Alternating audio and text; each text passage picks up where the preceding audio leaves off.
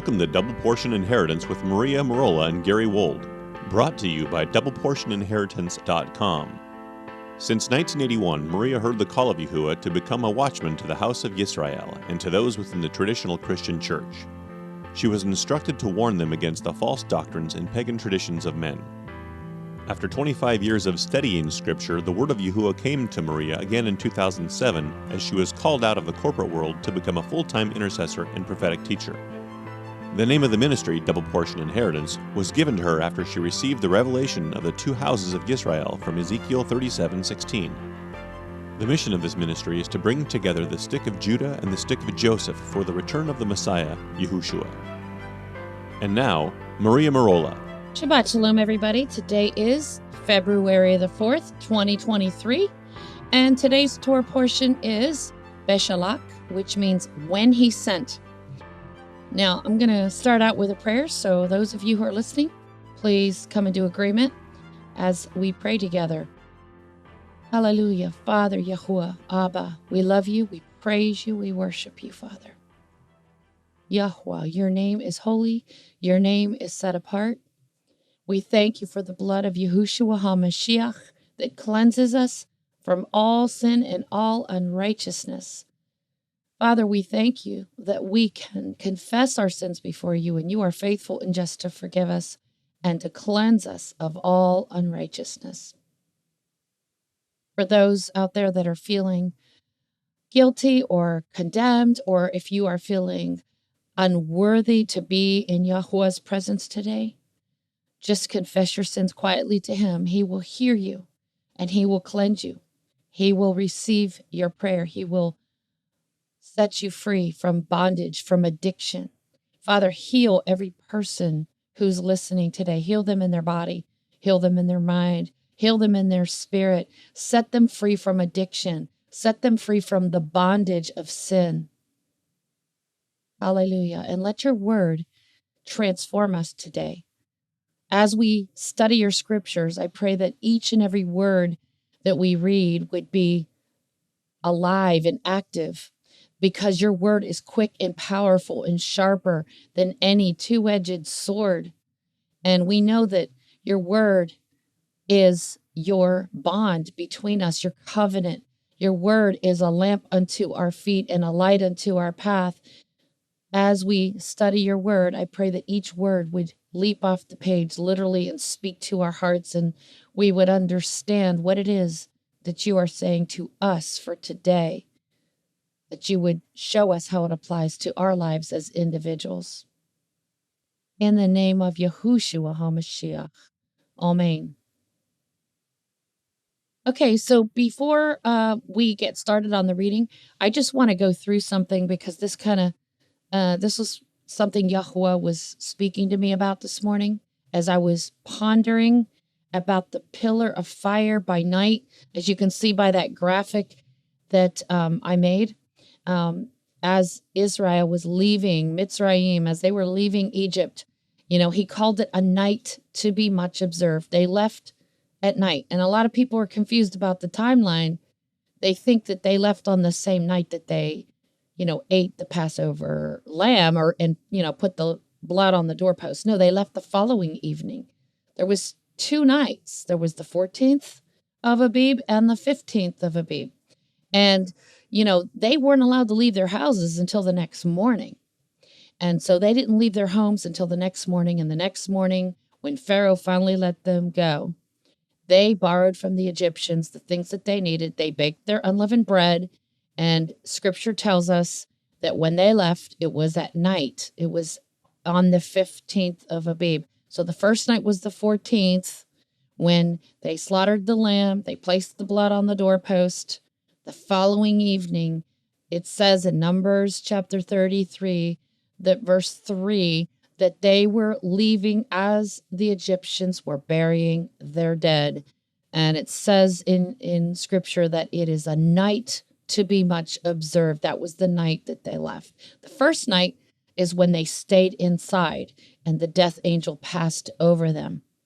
The second night is when they finally left. So there's 2 nights.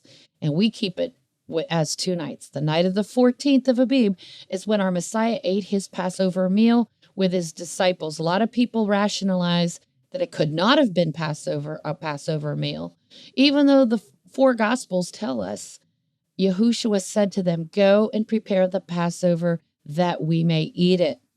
Well, you can't have a Passover without a lamb. Okay, bread and wine is not a Passover meal. When you look up the word Passover, it means the victim. You look it up in Hebrew, it means the victim. Pesach means the victim. When you look it up in Greek, Pascha, it means the lamb. So just having bread and wine is not a Passover meal. It's just having bread and wine. So there was lamb involved. Why else would Yahushua say, "Go and prepare the Passover that we may eat it"? And then when they got together, he said, "Oops, sorry, I forgot. I'm supposed to get crucified tomorrow. And tomorrow I'm going to become the Passover lamb. So I can't eat it with you tonight." No, he knew. He knew. That's why Yahweh designed Pesach or Passover to be between the two evenings. When we read it in Hebrew, it doesn't say to kill the lamb in the evening, as it says in English. It says between the evenings, plural. There's two evenings. Okay, so the first evening is when Yahushua ate the Passover with his disciples. The following evening, it was still the 14th of Abib when he died. He died on the 14th. So he was able to eat the Passover and also become the Passover, all within the same 24-hour period on the 14th of Abib. The following night on the 15th, before they buried him, they buried him just before the sun went down on the 15th of Abib, and his spirit departed. He gave up his spirit, and he left. He went into the lower parts of the earth, as it says in Ephesians 4:8-9. He went into the lower parts of the earth and gave gifts unto men. So he departed. His spirit departed, and he went down there into the lower parts of the earth, as it says in Ephesians. But also, that's the same time that the Egyptians left Egypt. So you see, there's a pattern there. Okay, we'll talk about that more. But as I was pondering the meaning of this pillar of fire, because we're going to be reading about the pillar of fire and the cloud by day that they followed and the pillar of fire by night. As I was pondering that, I was realizing that the pillar of fire is literally Yahushua himself. He is the Malach. Let's look at this. I used to grapple with this myself, but I used to hear people say that Yahushua manifested as an angel in the Tanakh or the Old Testament.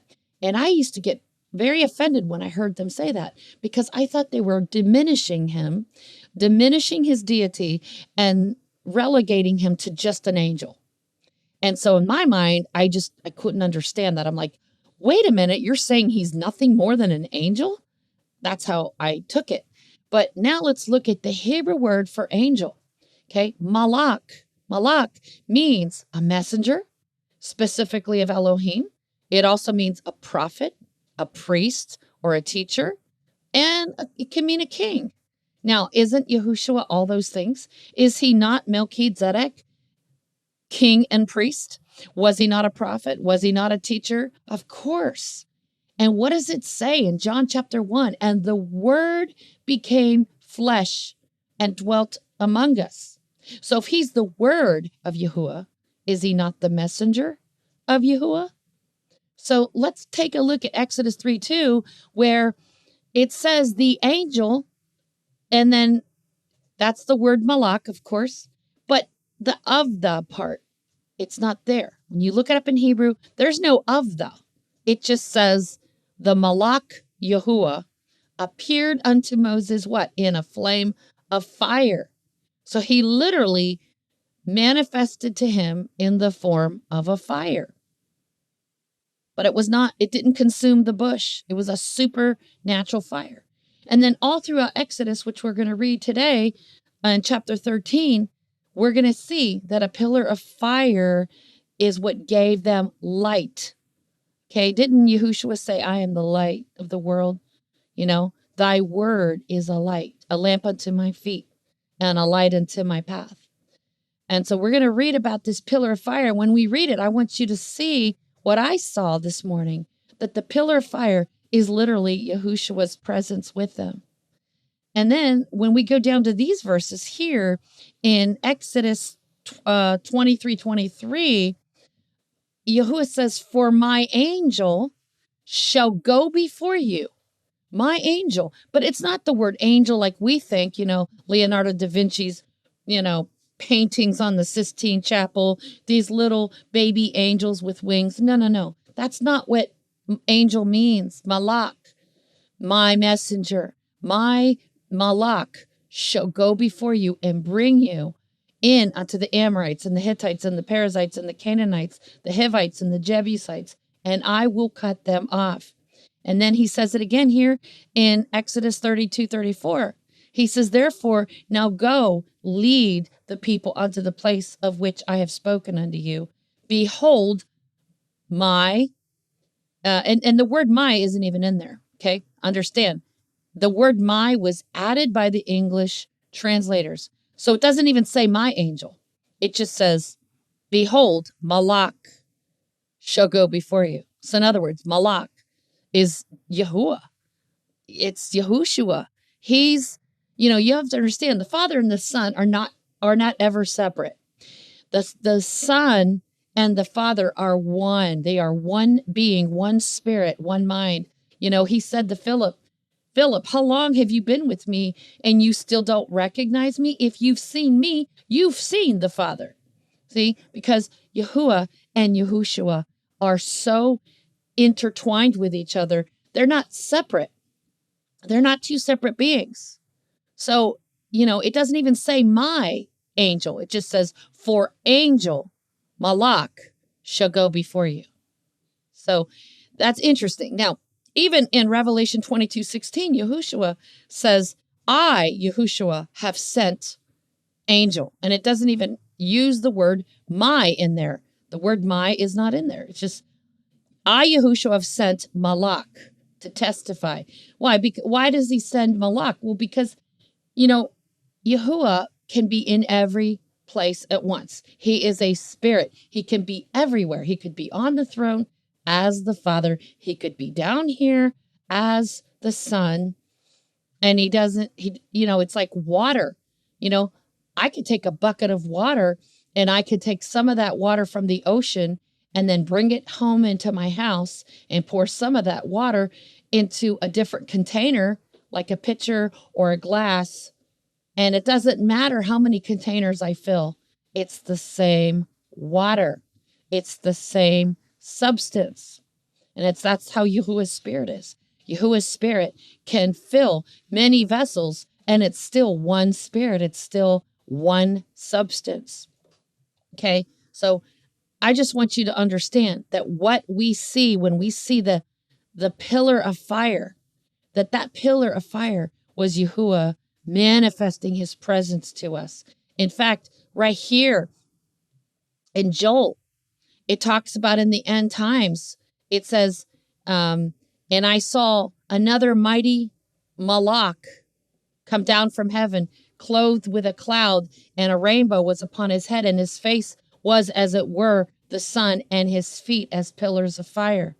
In Hebrews 12:29, it says, "For our Elohim is a consuming fire." In Matityahu, Matthew 3:11, John, his cousin Yehukanan, says he's not worthy. One who's coming after me is mightier than I. I'm not worthy to bear. He shall immerse or baptize you with the Ruach HaKodesh and with fire. Okay? And in Luke 3:16, again, he will baptize you with the Holy Ghost, or that's how the King James reads it. But it's Ruach HaKodesh. He shall baptize you with the Ruach HaKodesh and with fire. Okay, so even here in Malachi 3:2, he is a refiner's fire. But who may abide in the day of his coming? And who shall stand when he appears? For he is like a refiner's fire.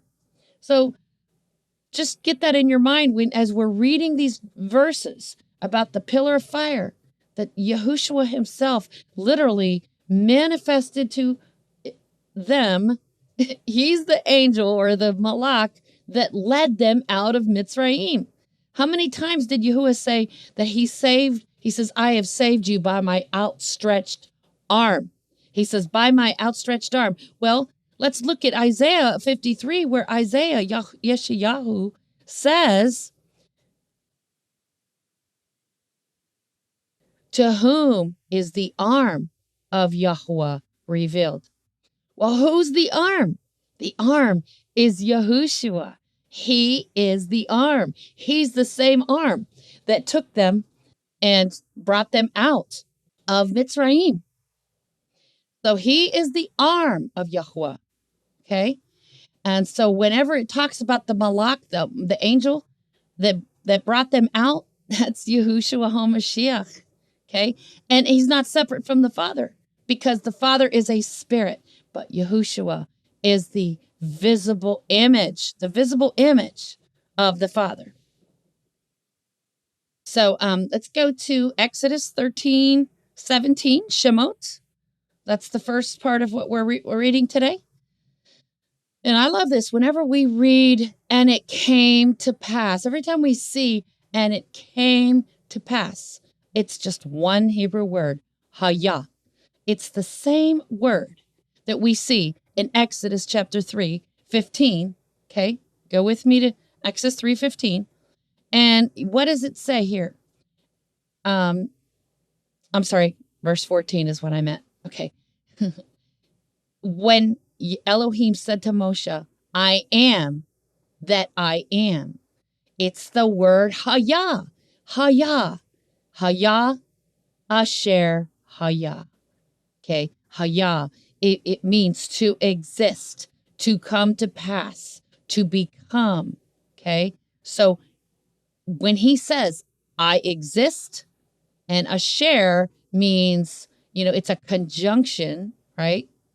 So it's a connector. So it's like I exist so that I exist, In other words, he's the self-existent one. Yahuwah is the self-existent one. He appears to Moshe in a burning bush and he says, Hayah.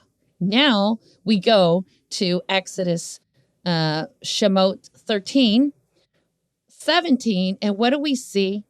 And it came to pass. Hayah. In other words, when we read this in Hebrew, we're hearing Hayah, the self-existent one. Okay? The self-existent one, Yahuwah, when Paro had let Aleph Tah, the people go, that Elohim led them not through the way of the land of the Philistines. And by the way, somebody I spoke with yesterday just was so shocked to hear that the Philistines are the one and the same as what we would call the Palestinians today. And they were shocked to find that out. Okay. So he says that he would not lead them through the way of the land of the Philistines, although that was near. Okay. So that was the easy route. That was the quicker route. But Elohim said, lest peradventure the people repent when they see war and they return to Mitzrayim. In other words, he didn't want them to be discouraged. Okay. But in verse 18, but Elohim led the people about Aleph Tah through the way of the wilderness of the Red Sea, and the children of Yisra'el went up harnessed out of the land of Mitzrayim.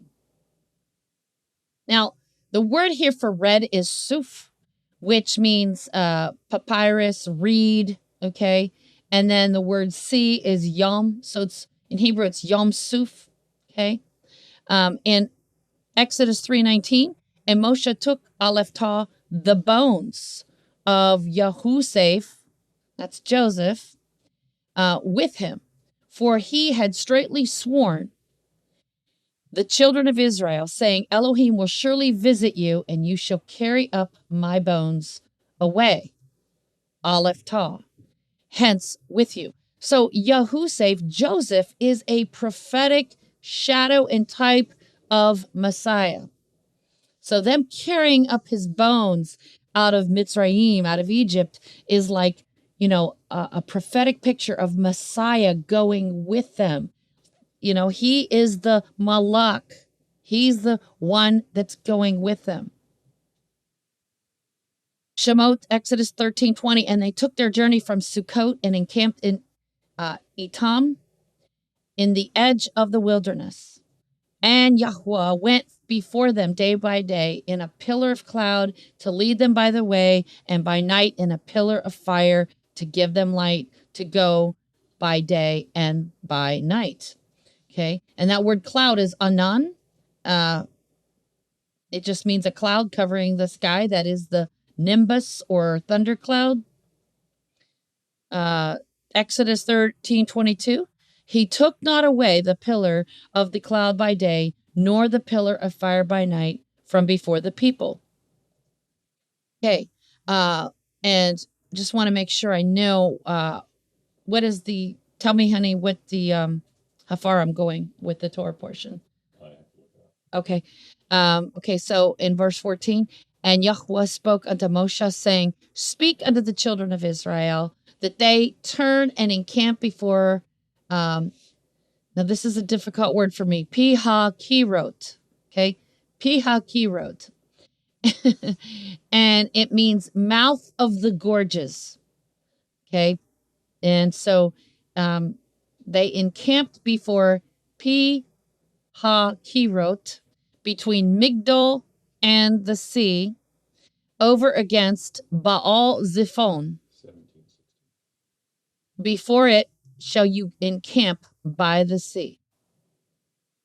Now, I just want to say this word Zephon, it says in the sense of cold, according to others, as Egyptian form of Typhon, the destroyer, Baal of winter, Baal Zephon, a place in Mitzrayim. So that's interesting. So against Baal Zephon, before it shall you encamp by the sea. For Paro will say of the children of Israel, they are entangled in the land. The wilderness has shut them in. Okay, so this was a strategic thing that Yahweh was doing for them. And I will harden Aleph Tah, Paro's heart. Remember in Proverbs 21:1, it says the heart of Yahuwah is upon the heart. The hand of Yahuwah is upon the heart of the king, and he can turn it any way he wants to. So right before Paro, we see the Aleph Tah, Yahushua, who is hardening Paro's heart. He does this on purpose to set him up for destruction.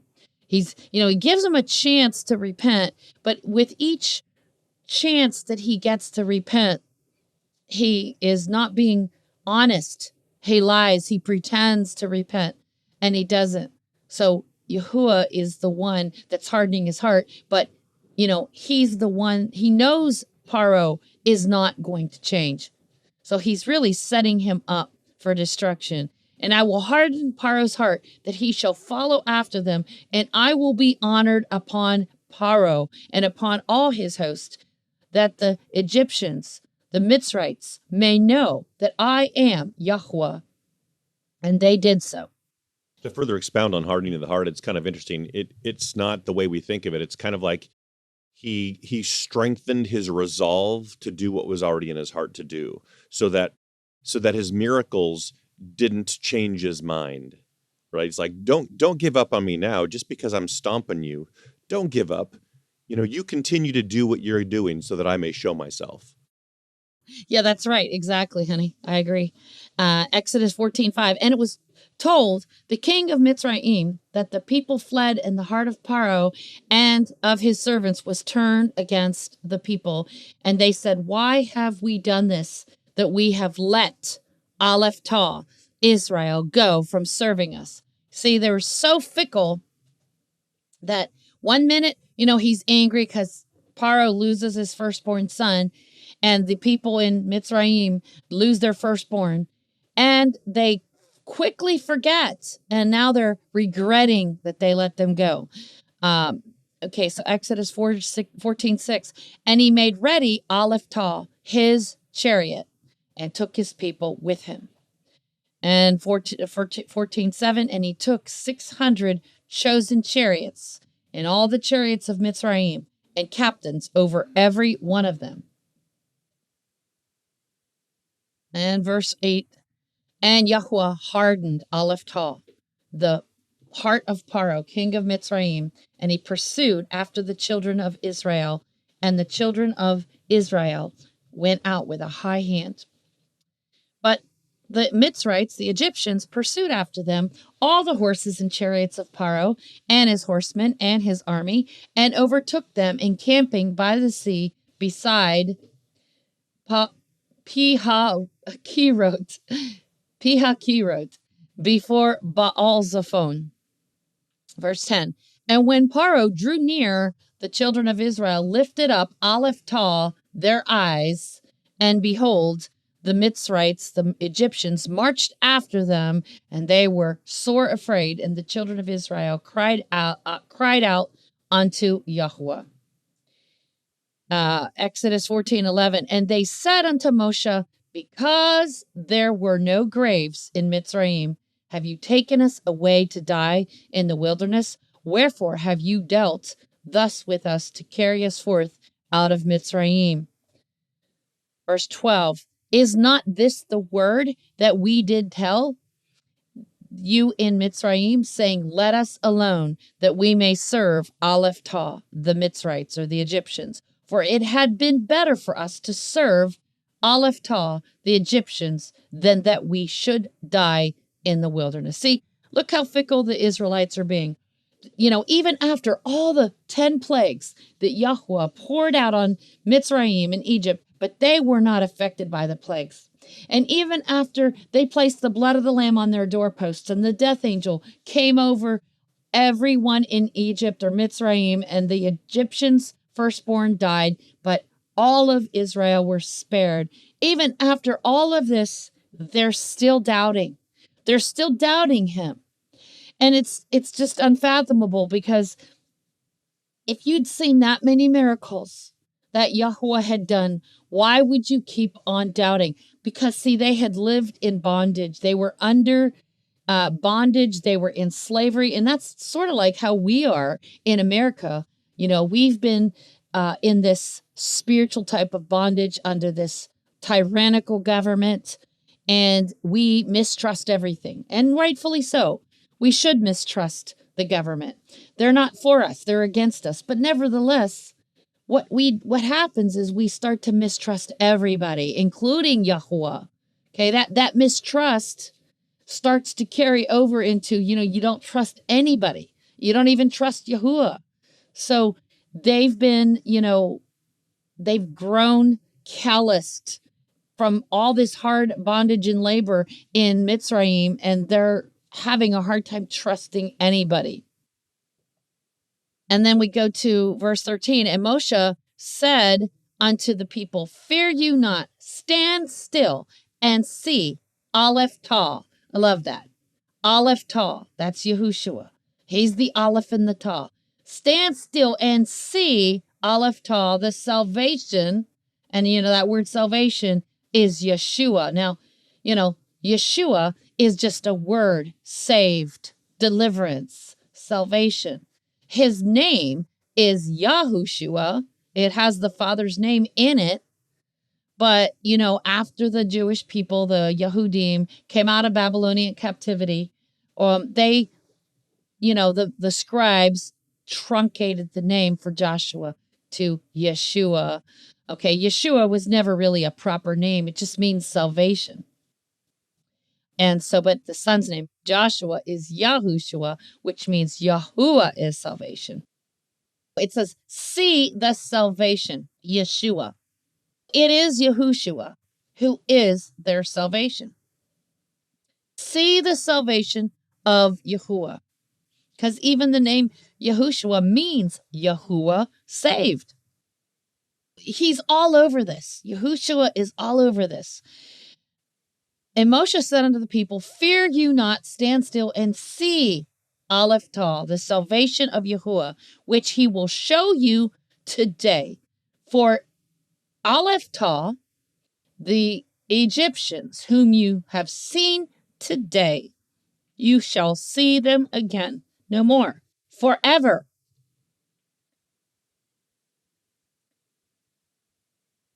Verse 14. Yahuwah shall fight for you, and you shall hold your peace. Verse 15. And Yahuwah said unto Moshe, wherefore cry you unto me? Speak unto the children of Israel that they go forward. In other words, he wanted them to start walking into the sea even before he parted it. He wanted them to trust that I'm going to part this Red Sea. I want you to start walking towards it. Okay. And Exodus 14:16. But lift you up, Aleph Tah, your rod. So, Aleph Tah is Messiah. And he's saying, lift up. Remember in John 13:14, what does the apostle Yahuchanan John say? 3:14. He says, as Moshe lifted up the serpent in the wilderness, even so must the Son of Man be lifted up. Okay. Exodus 14. So we see Yahushua as a prophetic picture in here. He's the one that when Moshe lifts up the rod, that rod is matah. It means a branch. Yahushua is often referred to as the righteous branch. He is called the branch in Zechariah 6:11. He is called the righteous branch in other places in the Tanakh. So he's telling Moshe to lift up Aleph Tah, your rod, the rod, which is the righteous branch, and stretch out Aleph Tah, your hand. And see, as Moshe is stretching out his hand, he is vicariously, Yahushua, the Messiah, who's the Malach, who is delivering them out of Mitzrayim. He's vicariously operating through Moshe, through Moses. Moses stretches out his hand, just like Yahuwah said, have I not delivered you with my outstretched arm? And we saw that in Isaiah 53, that the arm of Yahuwah is Messiah. So we're seeing Messiah in all of this. He's saying, but lift you up, Aleph Tah, your rod, the branch, the righteous branch, who is Messiah, and stretch out Aleph Tah. Didn't they stretch out his arms when they nailed him to the tree? Didn't they stretch out his arms? He says to stretch out Aleph Tah, your hand over the sea, and divide it. And the children of Israel shall go on dry ground through the midst of the sea. I think it's interesting because as they're walking between the two sides of the ocean that forms both sides of the sea forms like a wall. Yahushua was nailed between two thieves. Two thieves. He was also nailed between two evenings. In other words, the evening of the 14th when he ate the meal with his disciples, and then the following evening when they buried him. It was all within the 14th of Abib, these two events, him eating the Passover and then him becoming the Passover. It was between these two evenings, okay? So in the midst of the sea is interesting because it's just like when he died between the two halves of Daniel's 70th week. His ministry was 3.5 years. Then he dies in the midst of the week. Not only was it in the middle of the literal week, which was Wednesday, the fourth day of the week, what we would today call Wednesday, the fourth day of the week. Not only did he die in the midst of the literal Passover week, he also died in the middle of Daniel's 70th week, in the middle of the last 7 years of that prophecy. But he also died in the middle of the 7,000 years because it was the fourth millennium when he came. So he died in the middle of the week, within the week, within the week. But it was also between the two thieves, and it was between the two evenings. Why? Why are we seeing all these types and patterns for him dying in the middle? Because in Abraham's covenant, what did he tell Abraham to do? He told him to divide the animal pieces, and Yahuwah walked between the pieces.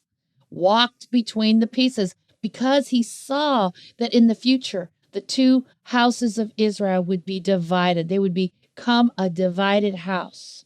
So, in order for him to repair the breach, he had to stand in the gap. And to stand in the gap means that he stood in between two halves of something. Two halves of something would be the two houses. So we're seeing all this typology having to do with two halves, two divided houses, right? Now, of course, they weren't divided at this time in Egypt, but they still left with a mixed multitude. A mixed multitude went out. So you had some that were born Israelites, and you had some that were born Egyptians, and they were strangers, but they were grafted in. But we see all the typology of Messiah in all of this.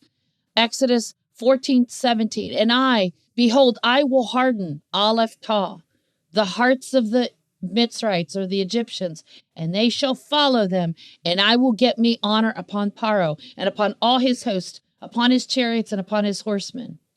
And the Mitzrites, the Egyptians, shall know that I am Yahuwah, when I have gotten me honor upon Paro, upon his chariots and upon his horsemen. Verse 19, and the Malach, it doesn't even have the word the, it's just, and Malach of Elohim. And it doesn't even have the word of in there. It's just Malach Elohim. And Malach Elohim, which went before the camp of Israel, removed and went behind them. And the pillar of the cloud went from before their face and stood behind them. Verse 20, and it came between the camp of the Mitzrites and the camp of Israel, and it was a cloud and darkness to them, but it gave light, Aleph Tah, by night. So Yahushua is that light. He's the Aleph Tah. To these, so that the one came not near the other all the night. And so in other words, Yahushua literally divided the two camps, the camps of the Egyptians from the camps of the Israelites. And then in verse 21, and Moshe stretched out Aleph Tah, his hand. Kind of reminds me of when they stretched out Messiah's arms and nailed him to the tree. Salvation ensued when Moshe stretched out his hand over the sea, just like Yahushua, when they stretched out his arms and nailed him to the tree. And Moshe stretched out Aleph Tah, his hand over the sea, and Yahuwah caused Aleph Tah, the sea, to go back by a strong east wind, and all that night, and made Aleph Tah, the sea, dry land, and the waters were divided. See, this is interesting because I keep seeing this recurring pattern with things being divided. Abraham's covenant it entailed animals being divided. After King Solomon died, the two houses of Israel became divided. Remember, on the day of Shavuot, or, what we would call Pentecost in Acts chapter 2, what appeared unto them was cloven tongues of fire. That word cloven means divided tongues of fire. Because at one time, the whole earth spoke one language. And so Yahuwah literally gave them cloven tongues of fire. Why? Because in Leviticus 11, cloven-footed animals are the clean animals. Okay, they had divided hooves. Divided hooves are clean. But Isaiah, Yeshayahu says in Isaiah chapter 6, he says, "Woe is me, for I am a man of unclean lips." And how did his lips become clean? When you look up that word unclean lips in Hebrew, it means languages of the nations. I used to think that Isaiah, maybe said an F-bomb or something. No, that wasn't it. He says, I dwell among a people of unclean lips. In other words, the languages of the nations. So what does the seraph do? He cleanses Isaiah's lips with the coal from the fire on the altar. And it wasn't a literal fire, of course. I mean, it wasn't a literal coal because he would have burned his lips. It was a supernatural fire, a supernatural, tongues of fire. And those tongues were divided. And Yahushua, he was killed. He was crucified between two thieves. And it was between two evenings. Okay, so we keep seeing this recurring theme of Yahushua dying between two thieves, dying between two evenings. He dies in the midst of Daniel's 70th week after 3.5 years, leaving the other 3.5 years for the two witnesses for their ministry to finish out Daniel's 70th week. So we see this recurring theme of things being divided because why? The two houses were divided. And in order for Yahuwah to bring them back together again, to bring reparation to the two divided houses, he stands in the gap and he repairs the breach. Okay, Exodus 14:22, and the children of Israel went into the midst of the sea. There we go, in the middle, just like it says in Daniel's prophecy, that in the midst of the week, he shall cause the sacrifice and the oblation to cease. That's not talking about the anti-Messiah, that people always get that wrong in Daniel 9:27. It was in the midst of the week, it was Yahushua who caused the sacrifice and the oblation to cease. In other words, because they rejected Yahushua, their sacrifice and oblation was no longer recognized by the Father, because they had shed innocent blood as a whole nation. And when they shed innocent blood, they were guilty.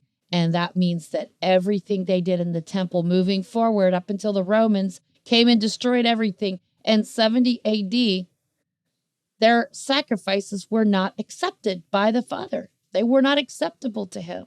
So in the midst of the week, Yahushua caused the sacrifice and the oblations to cease. Just like here, Israel is walking in the midst of the sea.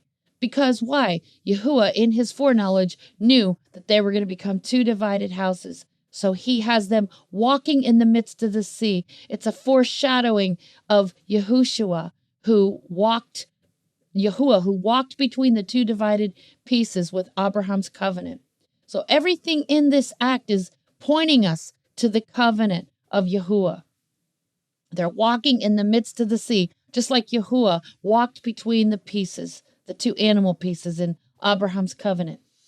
And they went into the midst of the sea upon the dry ground, and the waters were a wall unto them on their right hand and on their left.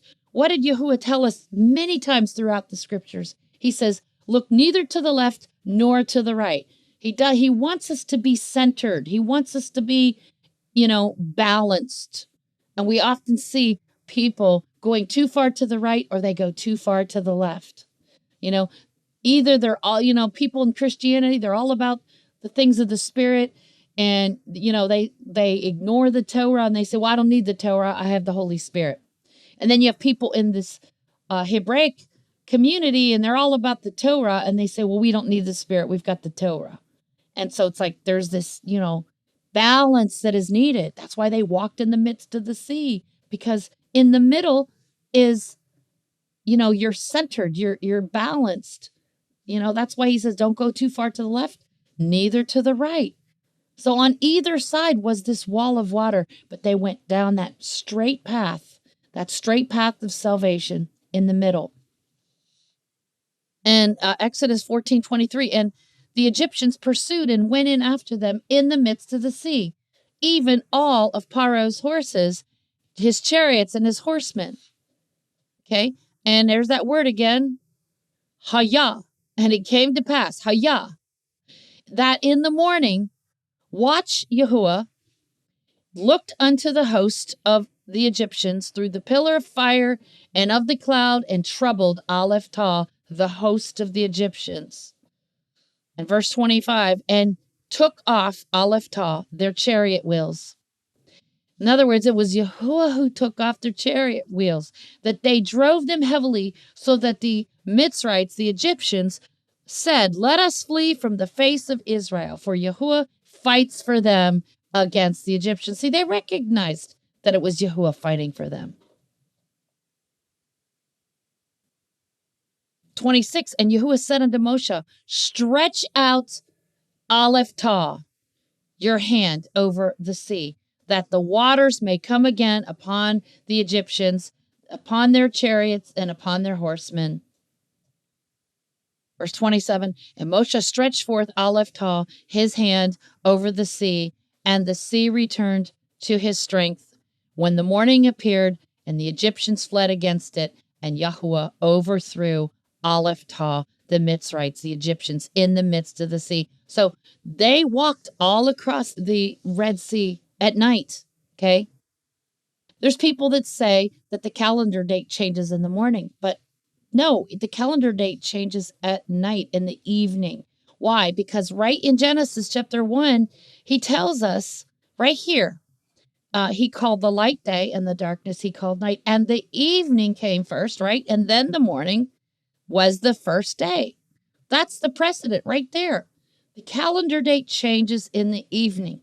Now, a lot of people conflate daylight hours, which is 12 hours, right, with the full 24-hour calendar date. They're two separate things.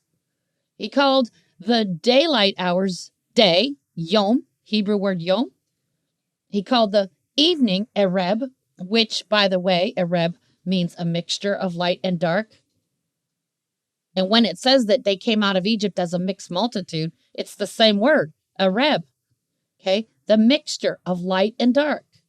Okay, and the evening and morning were the first day, yom. So the word yom can mean either the 12 hours of daylight, but it can also mean the full 24-hour period of both the light and the dark together. Okay, so it can mean either one. It can mean either the 12-hour period of daylight, or it can mean the 24-hour period of night and day. And it came to pass that in the morning watch, Yahuwah looked unto the host of the Egyptians through the pillar of fire and of the cloud, and troubled Aleph Tah, the host of the Egyptians. So you see, salvation came to them through the night, because Yahuwah does things in that order. You know, he starts everything in nature or in creation starts in darkness, right? A baby, when he's formed in the womb, he's in darkness. When he's born, he comes out of the womb and he's in the light. So when he's born again, when we're born again, we start out in darkness and we come into the light. It's the same thing with a seed. A seed enters into the ground and germinates, and it's dark. It's in the soil. But when it begins to sprout, the green sprouts come up and they start to reach towards the sun. It's the same thing with a butterfly or a caterpillar. A caterpillar goes into a cocoon. He goes into a dark place, and then he comes out, and he's a completely changed creature. He goes through a metamorphosis. He becomes a butterfly. The same thing happened with Yahushua. They buried him in a tomb, a dark place, a tomb. And then 3 days and 3 nights later, he resurrects. He puts on incorruption. He's no longer a mortal anymore. When he resurrected, he became once again the infinite, the incorruptible, the eternal that he always was in eternity past. Exodus 14:25, and he took Aleph Tah, their chariot wheels that they drove them heavily, so that the Mitzrites, the Egyptians, said, "Let us flee from the face of Israel. For Yahuwah fights for them against the Mitzrites, or the Egyptians." And Yahuwah said unto Moshe, "Stretch out Aleph Tah, your hand, over the sea, that the waters may come again upon the Mitzrites, or the Egyptians, upon their chariots and upon their horsemen." Verse 27, and Moshe stretched forth Aleph Tah, his hand, over the sea, and the sea returned to his strength. When the morning appeared, and the Egyptians fled against it, and Yahuwah overthrew Aleph Tah, the Egyptians, in the midst of the sea. Okay. So the salvation came to them during the night, but by morning they were defeated. And the waters returned and covered Alephtah, the chariots and the horsemen, and all the host of Paro that came into the sea after them. There remained not so much as one of them. And then verse 29, but the children of Israel walked upon dry land in the midst of the sea, and the waters were a wall unto them on their right hand and on their left. Thus Yahuwah saved Alephtah, Israel, that day, out of the hand of the Egyptians, and Israel saw Alephtah, the Egyptians, dead upon the seashore. Verse 31, and Israel saw Alephtah, the great work which Yahuwah did upon the Egyptians, and the people feared Alephtah, Yahuwah, and believed Yahuwah and his servant Moshe. Then sang Moshe and the children of Israel Alephtah, this song unto Yahuwah, and spoke, saying, I will sing unto Yahuwah, for he has triumphed gloriously. The horse and his rider has he thrown into the sea. Exodus 15:2, and Yahuwah is my strength and song, and he has become my salvation. And that word salvation is Yeshua. Okay, so the word Yeshua is just a word that means salvation, something saved. It literally says something saved. It's not a person. It's it's Yahushua. Okay, Yahushua is his name. Yeshua just means salvation. He has become my salvation. He is my Elohim, and I will prepare him a habitation, my father's Elohim, and I will exalt him. Verse 3, and Yahuwah is a man of war, and Yahuwah is his name. Verse 4, Paro's chariots and his host has he cast into the sea. His chosen captains also are drowned in the Yom Suf, for the Red Sea. Exodus 15:5, the depths have covered them. They sank into the bottom as a stone. Verse 6, your right hand, O Yahuwah, is become glorious in power. Now, who is seated at the right hand of the Father? Okay, that right hand is Yahushua HaMashiach. Okay, he's the one. He's the arm of Yahuwah that's being revealed here. Your right hand, O Yahuwah, has become glorious in power. Your right hand, O Yahuwah, has dashed in pieces the enemy. Whoa, if that's not a prophetic picture of Messiah, I don't know what is. See, I'm always looking for Yahushua in the Torah, okay? What did Paul, the Apostle Shaul, say? He says the Torah is our schoolmaster to bring us to Messiah, right? He didn't say, oh, well, now that you've come to Messiah, you don't need the Torah anymore. Of course not. We always need to come to him. Daily, we need to come to Yahushua. It's not like, oh, well, we've already come to him. We don't need the Torah anymore. No, the Torah is our schoolmaster to bring us to Yahushua. That's why I'm always looking for Yahushua in the Torah, okay? So this verse is just really, just jumps out at me so much. Verse 6, your right hand, that's Yahushua. Your right hand, O Yahuwah, is become glorious in power. Your right hand, O Yahuwah, has dashed in pieces the enemy. That was Yahushua, the pre-incarnate Messiah. He was there. I mean, the Father and the Son, they're together always. They're not separate from each other. Exodus 15:7, and in the greatness of your excellency, you have overthrown them that rose up against you. You sent forth your wrath, which consumed them as stubble. Verse 8, and with the blast of your nostrils, the waters were gathered together, the floods stood upright as a heap, and the depths were congealed in the heart of the sea. Verse 9, the enemy said, I will pursue, I will overtake, I will divide the spoil. My lust shall be satisfied upon them. I will draw my sword. My hand shall destroy them. You did blow with your wind. The sea covered them. They sank as lead in the mighty waters. Who is like unto you, O Yahuwah? among the Elohim. Who is like you, glorious in holiness, fearful in praises, doing wonders? You stretch out your right hand. The earth swallowed them. You, in your mercy, have led forth the people which you have redeemed. You have guided them in your strength unto your holy habitation. Verse 14, the people shall hear and be afraid. Sorrow shall take hold on the inhabitants of Palestina.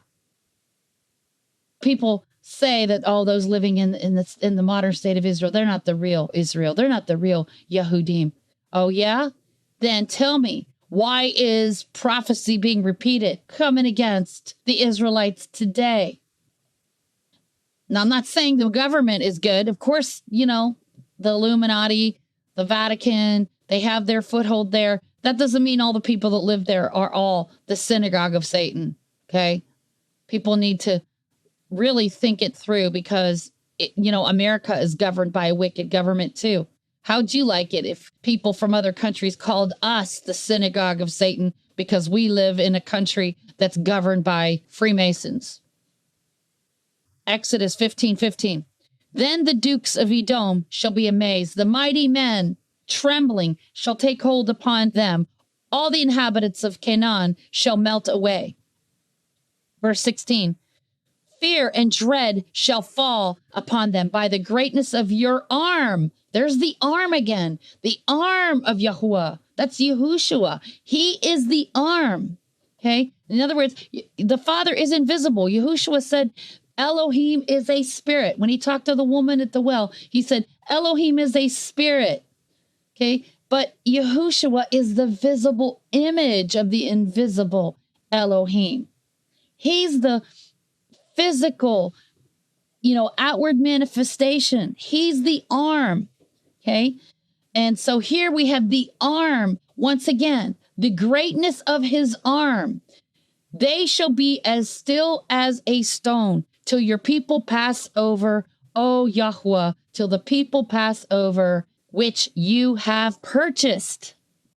In verse 17, you shall bring them in and plant them in the mountain of your inheritance, in the place, O Yahuwah, which you have made for you to dwell in the sanctuary, O Yahuwah, which your hands have established. Okay, let's go to Judges 4:4 through 5:31. Okay, so Judges in Hebrew is Shoftim, and the children of Israel again did evil in the sight of Yahuwah when Ehud was dead. And Yahuwah sold them in the hand of Yabin, king of Canaan, that reigned in Hazor, the captain of whose host was Sisera, which dwelt in Haroshet of the Goyim, okay, the Gentiles, the nations, right, the Goy.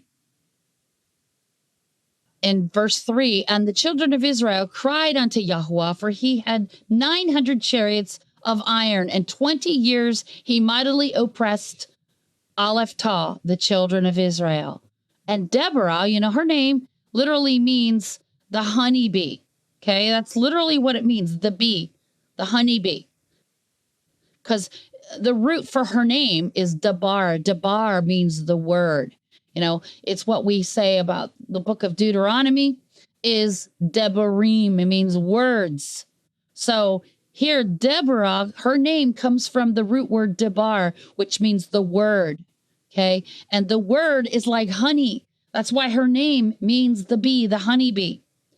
And Deborah, the prophetess, the wife of Lapidot, she judged Alephah, Israel, at that time. So she was a judge over the whole nation. Okay, and she dwelt under the palm tree of Deborah. Okay, and between Ramah and Bethel in the Mount Ephraim, and the children of Israel came up to her for judgment.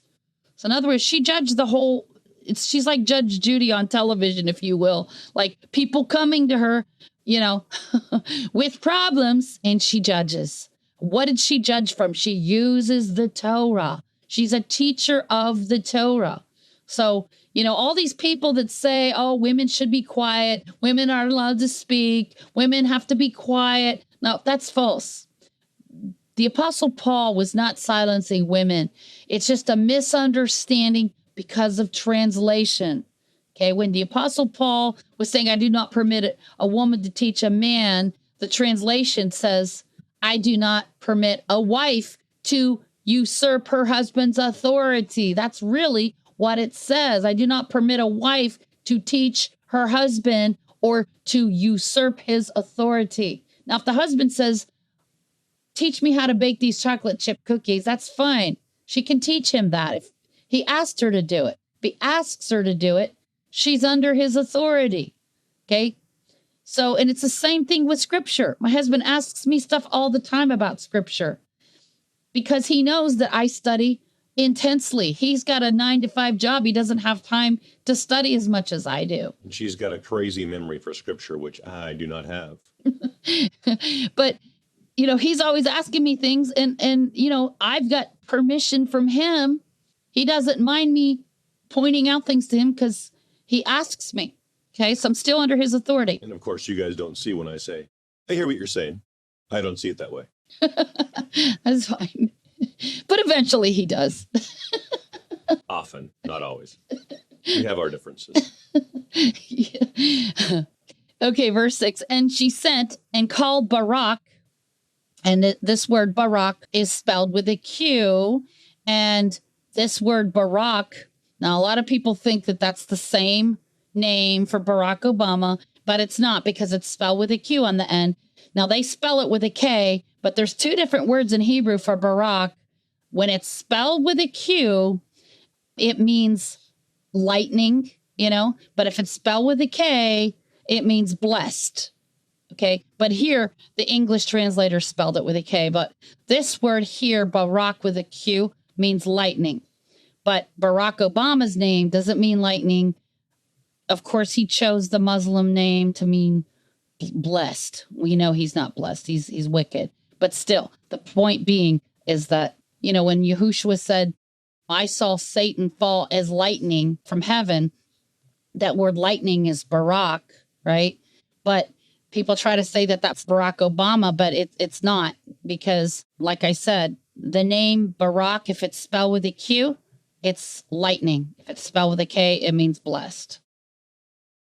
I digress. Okay, so she sent and called Barak, the son of Abinoam, okay, out of, and this is a difficult name to pronounce, Kadesh Naphtali, out of Kadesh Naphtali, and said unto him, has not Yahuwah Elohim of Israel commanded, saying, go and draw toward Mount Tabor, and take with you 10,000 men of the children of Naphtali and the children of Zebulun?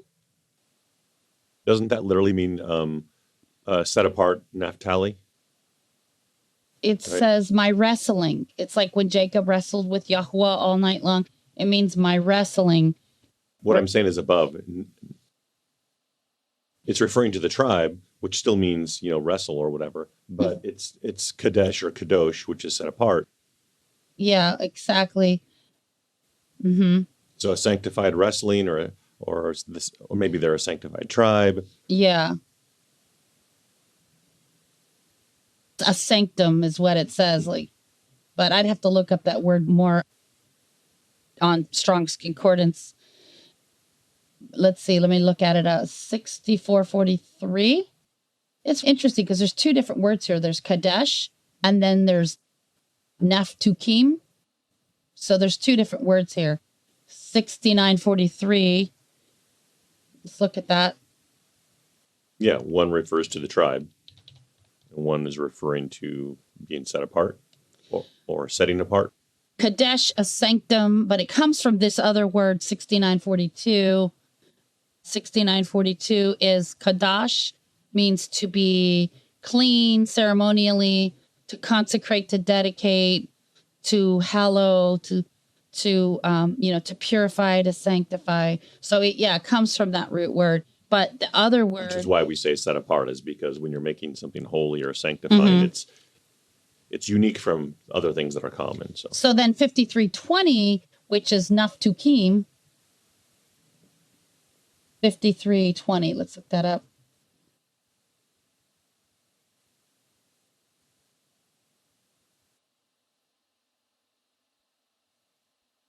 It's it doesn't tell us the meaning. It just says a foreign origin, naftukim, an Egyptian tribe. It doesn't really tell us like the meaning of it at all.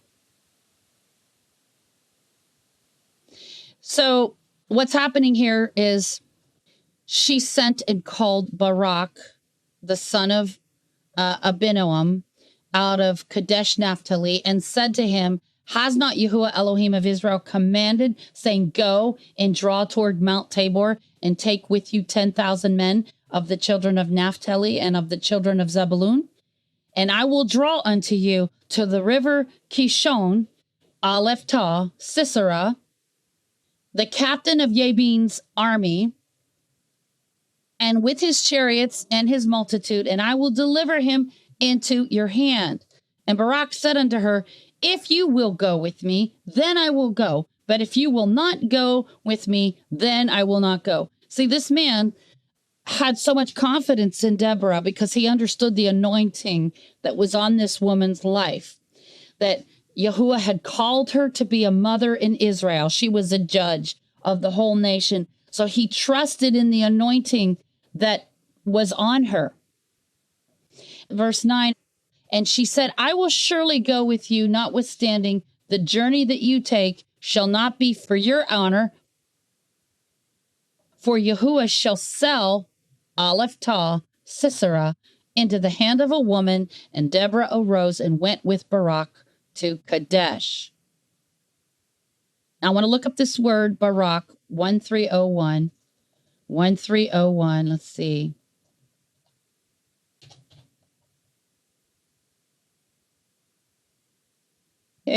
Comes from 1300. Yes, it means lightning. By analogy, gleam, concretely, a flashing sword, bright glitter, lightning. Yeah, so it means that. But if it is spelled with a K,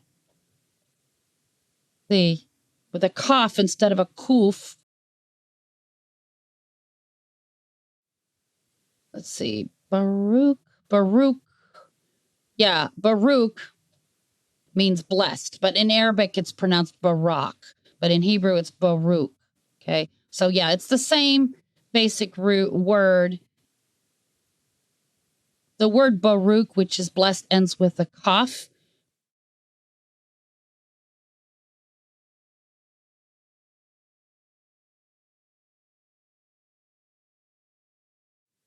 But if it's Barak with a Q, it ends with a kuf.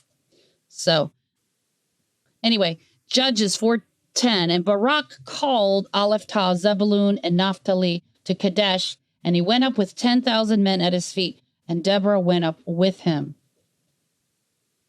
Now Heber, the Kenite, which was of the children of Hobab, the father-in-law of Moshe, had severed himself from the Kenites and pitched his tent under the plain of Zanaim, which is by Kadesh. And they showed Sisera that Barak, the son of Abinoam, was gone up to Mount Tabor. Verse 13, and Sisera gathered together Alephah, all his chariots, even 900 chariots of iron, and all the people that were with him from Haroshet of the Goyim unto the river of Kishon. Now, I just want to see this word Haroshet. I think that's the same word that they use for making the Harazet at Passover time. I'm just curious about the word. I want to look it up, 2800, and see.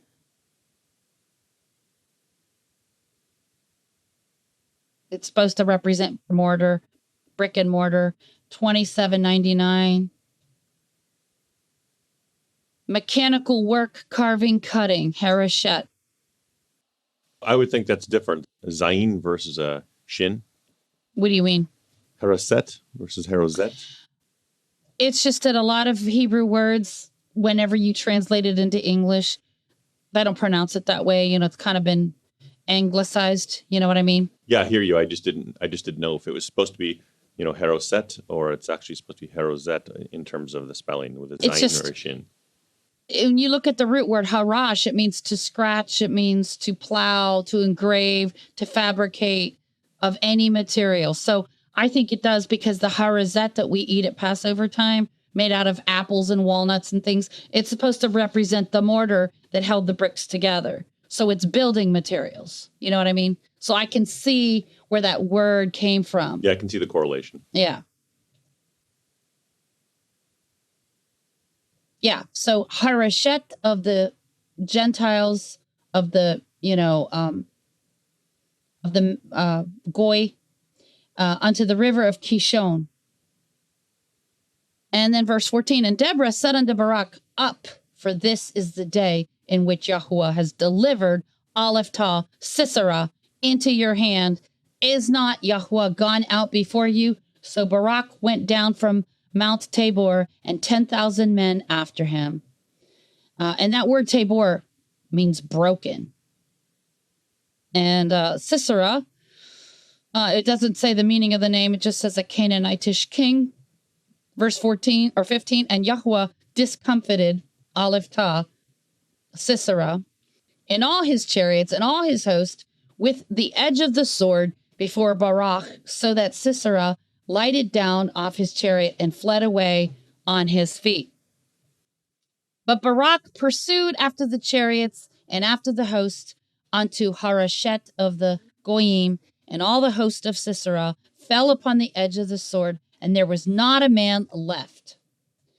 Howbeit Sisera fled away on his feet to the tent of Yael, the wife of Heber, the Kenite, for there was peace between Jabin the king of Hazor and the house of Heber and the Kenite. And Yael went out to meet Sisera and said to him, turn in, my master, turn into me, fear not. And when he had turned in unto her into the tent, she covered him with a mantle. And he said unto her, give me, I pray you, a little water to drink, for I am thirsty. And she opened Alephah a bottle of milk and gave him drink and covered him. And again he said unto her, stand in the door of the tent, and it shall be, when any man does come, inquire of you, say, is there any man here? That you shall say no. So he wants her to hide him, right? That he wants his, he wants to take refuge, that she would hide him. And then Yael, let me see what that name means. 3277. I'm just curious what that name means. 3277. Yael means climbing wild goat. So her name means wild goat, and then it comes from this other root word, 3276. To ascend, to be valuable, to be useful. Okay. So Yael, is pretending to be on the side of this king, Sisera. Then Yael, Heber's wife, took Alephah, a nail, okay, and of the tent, and took Alephah, a hammer, in her hand, and went softly unto him, and smote Alephah, the nail, into his temples. Ooh, that sounds horribly painful. And fastened it into the ground, for he was fast asleep and weary, so he died. Wow, that's even though she did what she did was righteous, it just gives me the shudders to think of somebody dying that way. Judges 4:22, and behold, as Barak pursued Alephah, Sisera, Yael came out to meet him and said unto him, come, and I will show you Alephah, the man whom you seek. And when he came in unto her tent, behold, Sisera lay dead, and the nail was in his temples. Okay, so this is like a prophetic picture of Genesis 3:15, where it says that the seed of the woman, which is Messiah, right? The seed of the woman would crush the head of the serpent, right? And that he would bruise the heel, that the serpent, which is the devil, would bruise the heel, but the seed of the woman, would crush his head. This is perfect picture, a precursor to Messiah crushing the head of the serpent. And just out of curiosity, I want to look up that word Sisera, see if I can find out anything more about this word. So let's see, 55:16.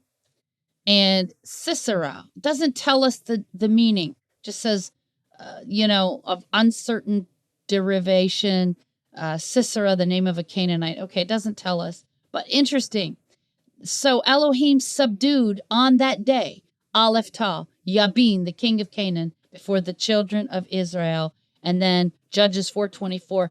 And the hand of the children of Israel prospered and prevailed against Yabin, the king of Canaan, until they had destroyed Aleph Tah, Yabin, king of Canaan. Okay, and then let's go down to this next chapter. And then, okay, here's a song of victory, just like when they sang the song of Moses. And now here's the song that they sang, Deborah and Barak and the son of Abinoam on that day. They sang, Deborah and Barak, the son of Abinoam, on that day, saying, Praise you, Yahweh, for the avenging of Israel, when the people willingly offered themselves. Hear, O you kings, give ear, O you princes. Even I will sing unto Yahweh. I will sing praise to Yahweh, Elohim of Israel. Yahweh, when you went out of Seir, and that word Seir means rough, okay? When you marched out of the field of Edom, the earth trembled, and the heavens dropped, the clouds also dropped water. The mountains melted from before Yahweh, even that Sinai, from before the Yahweh, Elohim of Israel. In the days of Shamgar, the son of Anat, in the days of Yael, the highways were unoccupied, and the travelers walked through byways. Verse 7, the inhabitants of the villages ceased. They ceased in Israel until that I, Deborah, arose a mother in Israel. So she was, a mother to Israel. And Yahuwah used this mighty woman to defeat the enemies. So, we see a perfect picture of the woman, the seed of the woman crushing the head of the serpent. They chose new Elohim, then was war in the gates. Was there a shield of spear seen among 40,000 in Israel? My heart is toward the governors of Israel that offered themselves willingly among the people. Bless you, Yahweh. Speak you that ride on white donkeys, that sit in judgment and walk by the way. Verse 11, that they are delivered from the noise of the archers. In the places of drawing water, there shall they rehearse the righteous acts of Yahweh, even the righteous acts toward the inhabitants of his villages in Israel. Then shall the people of Yahweh go down to the gates. Awake, awake, Deborah. Awake, awake, utter a song. Arise, Barak, and lead your captivity captive, you son of Abinoam. That word Abinoam means gracious, gracious, father of pleasantness. See, what we see here is, that Abinoam is a type of the Father in heaven. The Father Yahuwah is gracious. He's gracious. And in verse 13, then he made him that remains have dominion over the nobles among the people. Yahuwah made me have dominion over the mighty. Out of Ephraim was there a root of them against Amalek. After you, Benjamin, after you, your people, out of Makir. And that word Makir, salesman, means salesman. Interesting. Came down governors And out of Zebulun, they that handled the pen of the writer. So they were scribes, right? And the princes of Issachar were with Deborah, even Issachar, and also Barak. He was sent on foot into the valley, for the divisions of Reuben were great thoughts of heart. There were great thoughts of heart. Why abode you among the sheepfolds to hear the bleatings of the flocks? For the divisions of Reuben, there were great searchings of the heart. Gilead abode beyond Jordan. And why did Dan remain in ships?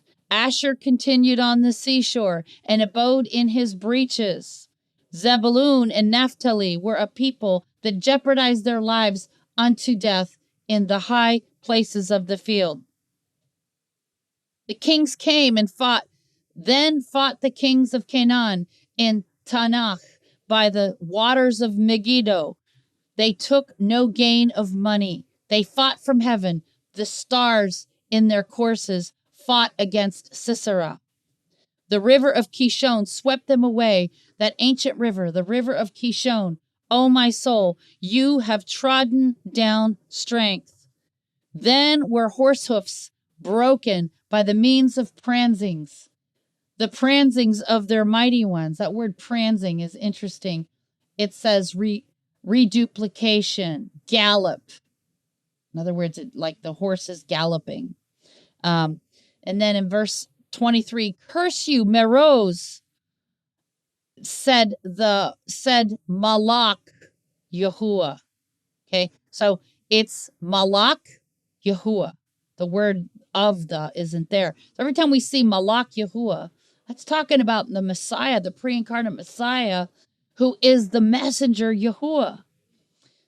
Said every time the angel is Gabriel or Michael or one of those angels, it actually names them. It actually says it's Gabriel or it says that it's Michael. But whenever it just says Malach Yahuwah, that's Messiah. That's the pre-incarnate Messiah manifesting.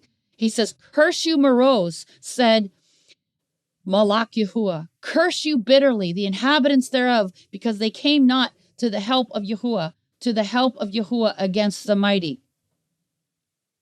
So, and here's the word blessed. There you go. It's Barak, right? This is what I was saying before. It's the word Barak. So the way Barack Obama spells his name, it's with the kaf, not a kuf. Okay. So when people try to say, that prophecy about I saw Satan fall as lightning, that's supposed to be about Barack Obama, it doesn't fit.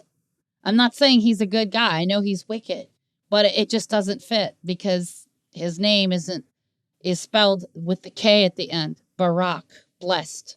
Not that he's blessed, but that's the name he gave himself when he, converted to Islam. Okay, Judges 5:24. Blessed above women shall Yael, the wife of Heber, the Kenite, be blessed. Shall she be above women in the tent? Verse 5. He asked water, and she gave him milk. And she brought forth butter in a lordly dish. And see, what I find interesting is that Deborah's name means the honeybee, and then Yael brings milk, right? It's like milk and honey, There's something, I think, to that. The milk of the word of Yahweh is like milk, but it's also like, it's also like honey. And in Isaiah chapter 7, it talks about, there's a prophecy about Messiah that he shall eat the butter and the honey together. So the butter and the honey has something to do with the word of Yahweh, the word of Yahweh. There's fatness in it. There's richness in it, right? Butter is highly nutritious. And then honey is sweet. And verse 26, she put her hand to the nail, her right hand to the workman's hammer, and with the hammer she smote Sisera. She smote off his head when she had pierced and stricken through his temples.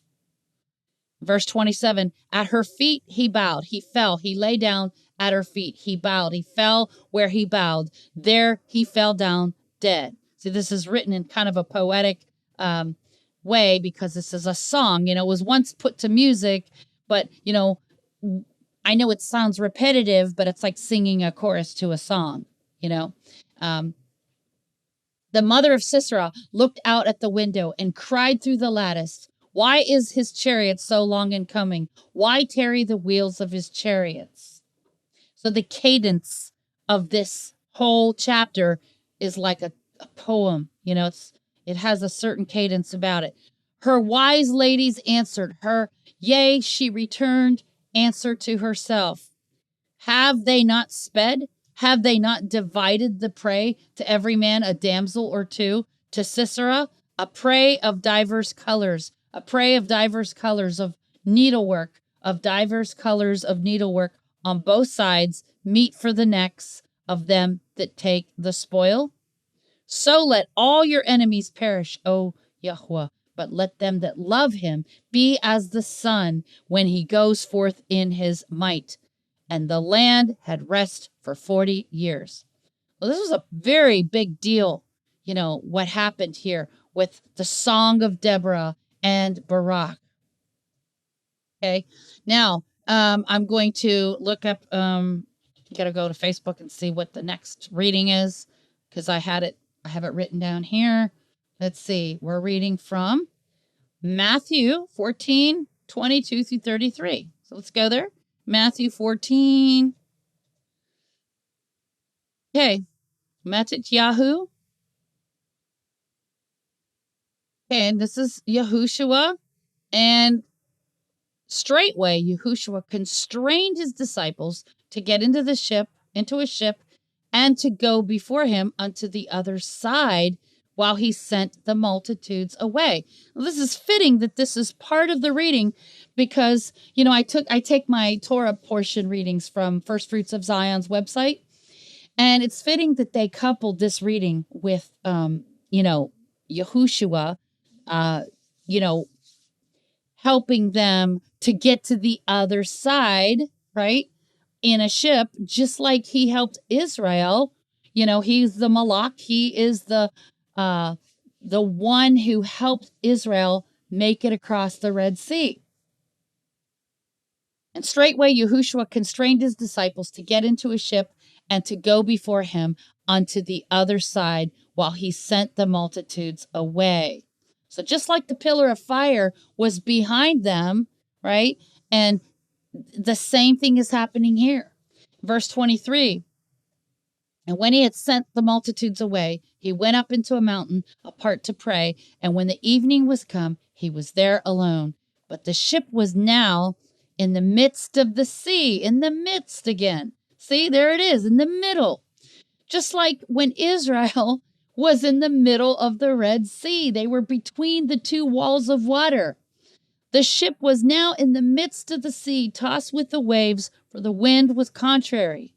And in the fourth watch of the night, Yahushua went unto them walking on the sea. So this is in the nighttime. Just like when Israel crossed the Red Sea, it was at night.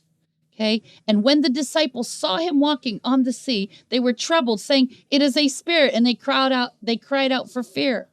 But straightway Yahushua spoke unto them, saying, "Be of good cheer, it is I, be not afraid." Verse 28, and Kepha, Peter, answered him and said, "Master, if it be you, bid me come out unto you on the water." And he said, "Come." And when Kepha, Peter, was come down out of the ship, he walked on the water to go to Yahushua. But when he saw the wind boisterous, he was afraid, and beginning to sink, he cried, saying, "Master, save me." And immediately Yahushua stretched forth his hand and caught him and said unto him, "O you of little faith, wherefore did you doubt?" And when they were come into the ship, the wind ceased. Then they that were in the ship came and worshipped him, saying, "Of a truth, you are the Son of Elohim." Now, I want to point something out here. Whenever we see the word Lord in the New Testament, there's 3 different words in the Greek, Textus Receptus, for Lord. In 2 of the places, it's oikodespotes, or it's despotes. It means a ruler of a household. It means the head of a household, like a landlord, or it can mean a ruler. But whenever you see that it's number 2962, kurios, it says supremacy, supreme in authority. That is a noun by implication, Elohim. So it's really supposed to be Yod-He Wah-He. But what it was, when I looked into the history of this, in the Greek Textus Receptus, which means received text, this text was preserved in Antioch, Syria, and the Greeks did not have the letters to properly, translate from Yod-He Wah-He.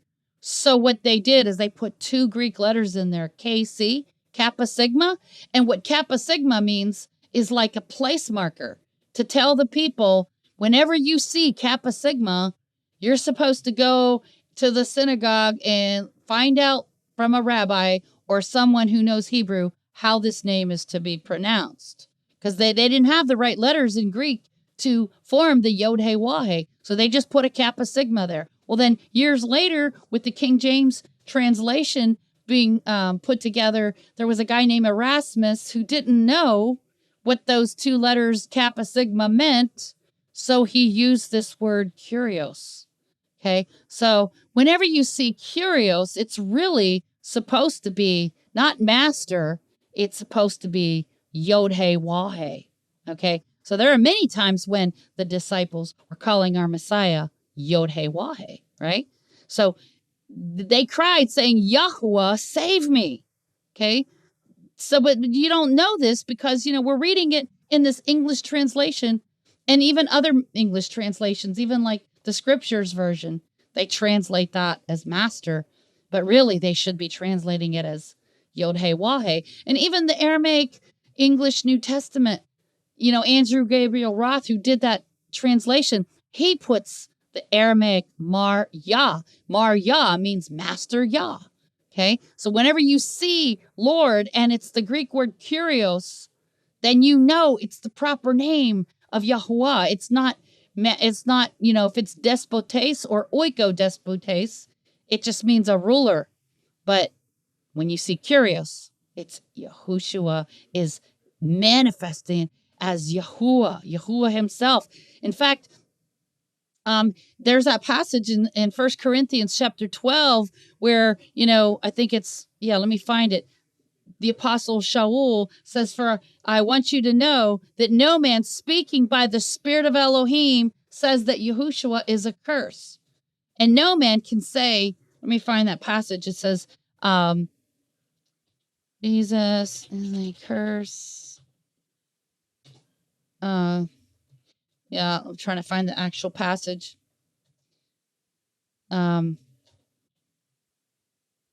He says, no man can say, I want you to know that no man can say, calleth Jesus a curse, is how it would say a curse. Yeah, I think it's spelled accursed. Yeah, here it is. 1 Corinthians 12:3. It says, wherefore I give you to understand that no man speaking by the Spirit of Elohim calls Yahushua accursed, and no man can say Yahushua is Yahuwah, but by the Ruach HaKodesh.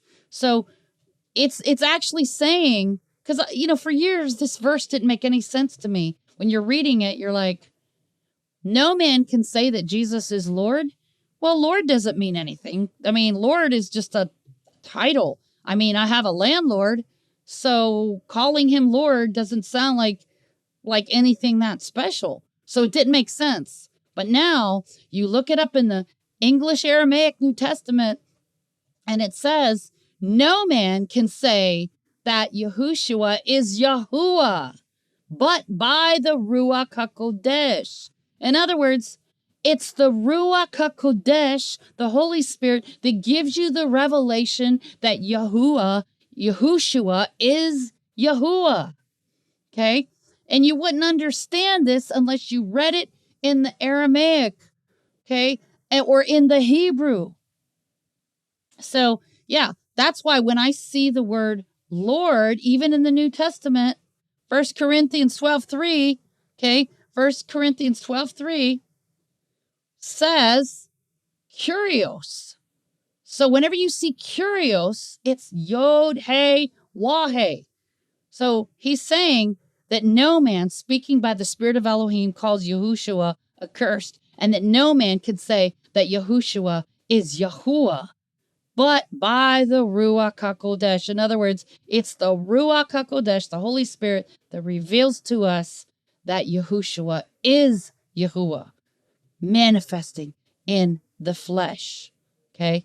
So that's really powerful. That's very powerful. So let me go to Luke 12:15 through 32. Luke 12:15 through 32. Okay. And then let's see here. Okay. And he said unto them, take heed and beware of covetousness, for a man's life consists not of the abundance of the things that which he possesses. And he spoke a parable unto them, saying, the ground of a certain rich man brought forth plentifully. And he thought within himself, saying, what shall I do, because I have no room where to bestow my fruits? And he said, this will I do. I will pull down my barns and build greater, and there will I bestow all my fruits and my goods. And I will say to my soul, soul, you have much goods laid up for many years. Take your ease, eat, drink, and be merry. But Elohim said unto him, you fool, this night your soul shall be required of you.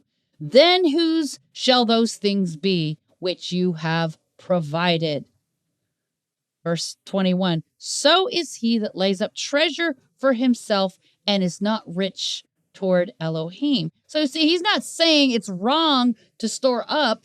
He's just saying, if you're going to store up, make sure that you're rich towards Elohim.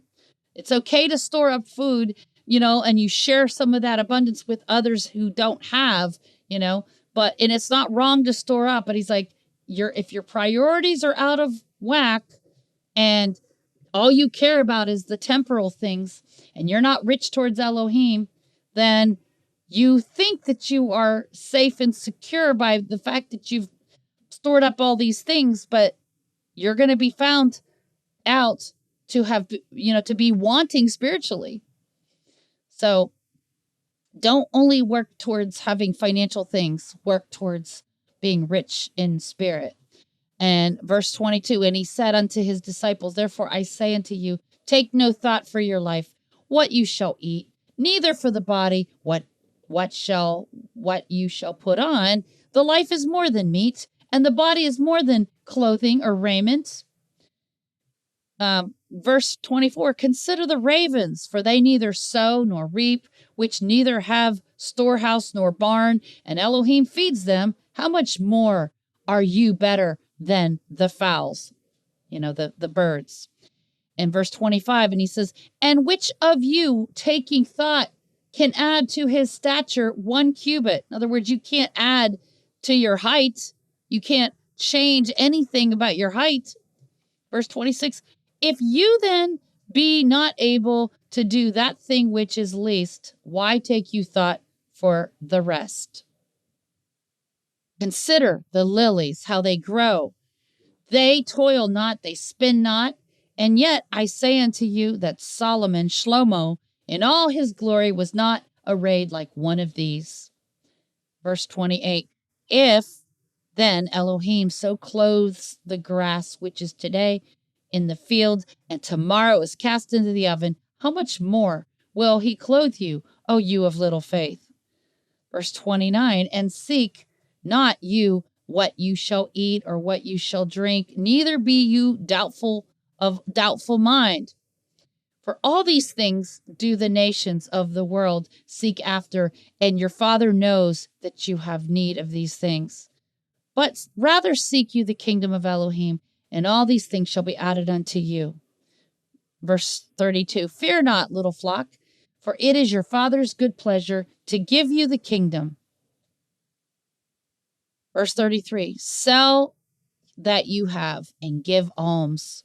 Now, that word alms means towards the poor. Okay.